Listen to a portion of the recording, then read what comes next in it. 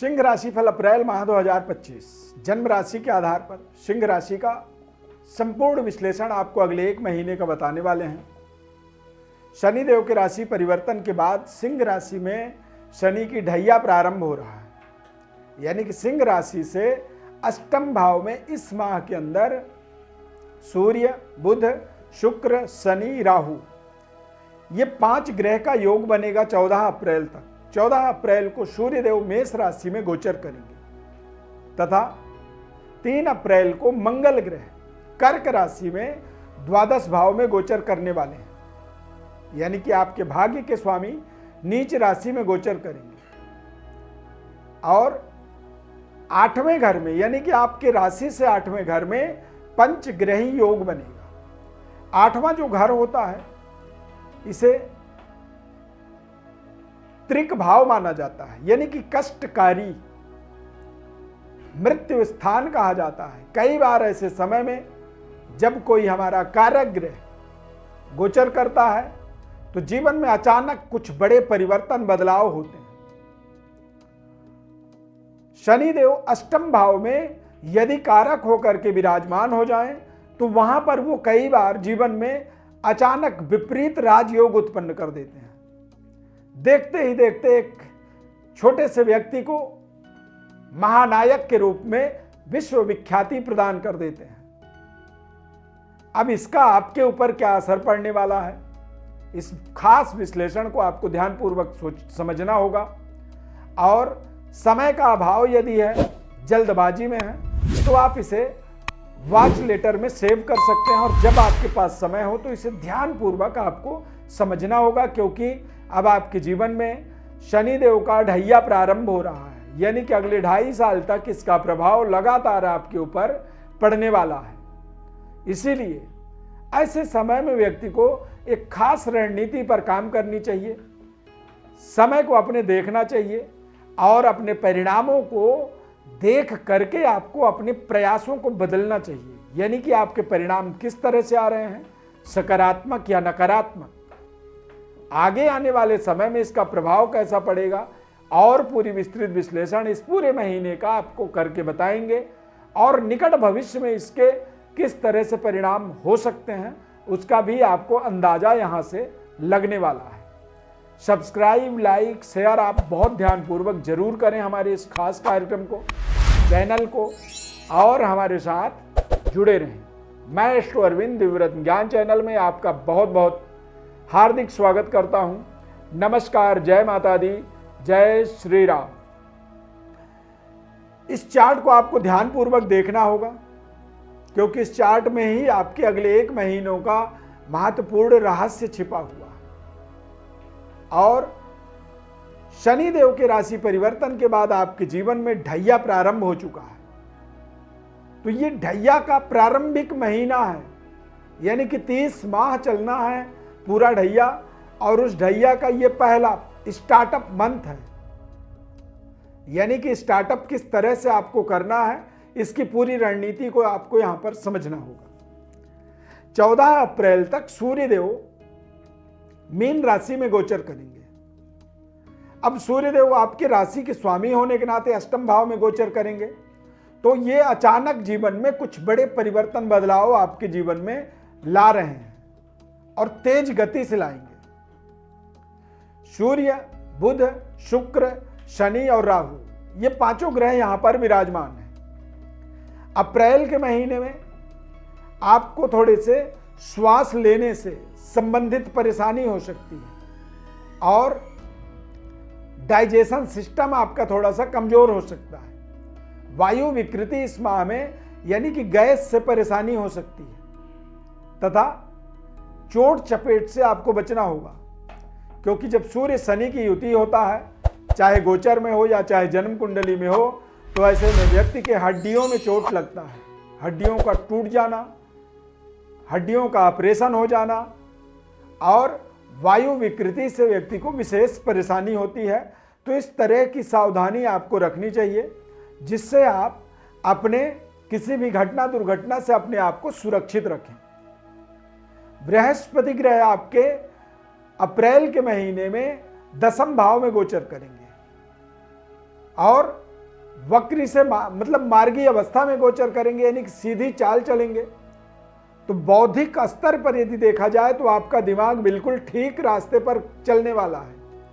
Career में आपको पर्याप्त सफलता मिलेगी और आप अपने एजुकेशनल डेवलपमेंट में भी इस माह में लगातार आप काम करेंगे, यानी कि जो चीज़ आपको पता नहीं है उसके बारे में आप रिसर्च करेंगे, स्किल को आगे बेहतर और कैसे कर सकें इस चीज़ पर आप काम करेंगे, और अपने काम को बेहतर तरीके से कैसे किया जाए जिससे आपके काम का रफ्तार बढ़े। ये आपको हार्ड वर्किंग स्किल से आपको जोड़ेगा।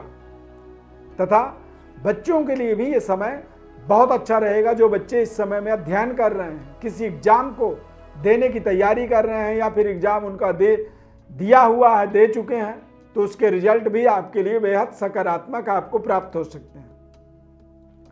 3 अप्रैल के बाद मंगल ग्रह कर्क राशि में गोचर करेंगे, यानी कि मंगल आपके भाग्य के स्वामी हैं। नीच राशि में जब गोचर करेंगे तो उससे आपको अपने भाग्य के बजाय अपने परिश्रम मेहनत पर पूरी फोकस करनी होगी। कारोबार व्यापार के दृष्टिकोण से शनिदेव सप्तम भाव के स्वामी यानी कि व्यापार के स्वामी होते हैं और वो अष्टम भाव में गोचर करेंगे। तो शनिदेव जब अष्टम भाव में गोचर करेंगे तो ये आपको आपके जीवन में आप देखेंगे, क्योंकि ढैया भी प्रारंभ हो रहा है, तो अब आप देखेंगे कि आपको देश विदेश से अपॉर्चुनिटी मिल रही है। कई बार विदेशी मुद्राओं की प्राप्ति का आपको मार्ग मिलेगा। टेक्नोलॉजी का आपको विशेष सहयोग मिल सकता है और अप्रैल के महीने में आप स्टार्टअप के रूप में इसे देख सकते हैं, क्योंकि बहुत जल्दी ही आपके व्यापार स्थल पर राहु देव का आगमन होगा। राहु ग्रह जब व्यापार में आएंगे तो तेज गति से टेक्नोलॉजी के द्वारा आपको अपने कारोबार व्यापार के अंदर भारी भरकम उन्नति तरक्की दे सकते हैं।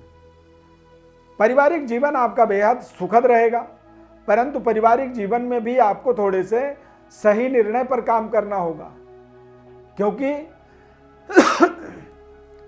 क्योंकि शनिदेव जब अष्टम भाव में गोचर करेंगे तो पारिवारिक यानी कि जीवन साथी की तरफ से भी कहीं ना कहीं थोड़ी सी जिम्मेदारियां आपकी बढ़ेंगी। कई बार ये स्वास्थ्य को लेकर के परेशानी उत्पन्न कर सकता है या फिर किसी विशेष कार्य सिद्धि के लिए आप परिवार से दूर जा सकते हैं। परिवार के साथ समन्वय तालमेल को बनाने का एक बेहद जिम्मेदारी वाला कार्य यहाँ से शुरू हो जाएगा और जब आप तालमेल बना करके चलेंगे तो स्थितियाँ आपके अनुकूल रहेंगी और जहाँ पर तालमेल आपका बिगड़ेगा वहाँ पर थोड़ी सी वातावरण कमजोर होगा, निगेटिविटी हावी होगी। देश विदेश यात्रा के आपके जीवन में संयोग बहुत जल्दी बनने वाले हैं।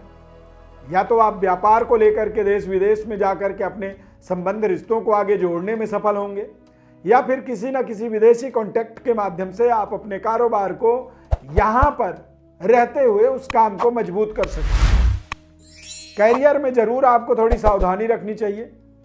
शनि की ढैया के बाद कैरियर में आपके आसपास थोड़े से नेगेटिव लोग आपको इस पूरे महीने में मिलेंगे, जो आपके बढ़ते हुए कद को, बढ़ते हुए पद को नीचे गिराने का प्रयास करेंगे। इसीलिए अपने आसपास लोगों को अपनी योजनाओं को बताने से आपको बेहद सावधानी रखनी चाहिए, यानी कि बचना चाहिए।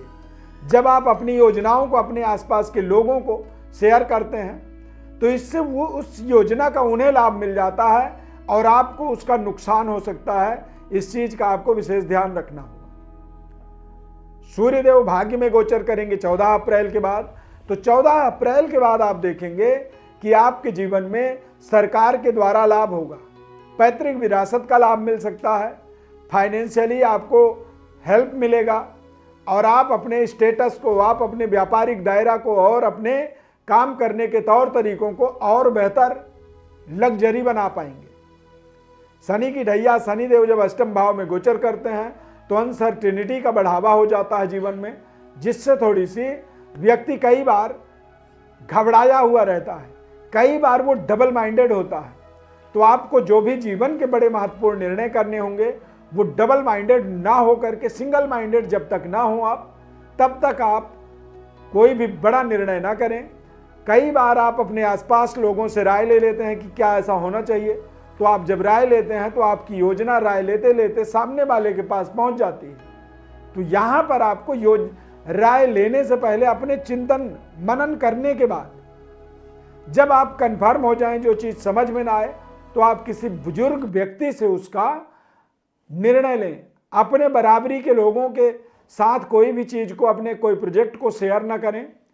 कोई भी विशिष्ट या विशेषज्ञ व्यक्ति जो होता है और वो बुजुर्ग होना चाहिए, उससे जब आप राय लेंगे तो निश्चित रूप से वो आपको सही निर्णय देने वाला साबित होगा या सही निर्णय वहां से आपको प्राप्त हो पाएगा।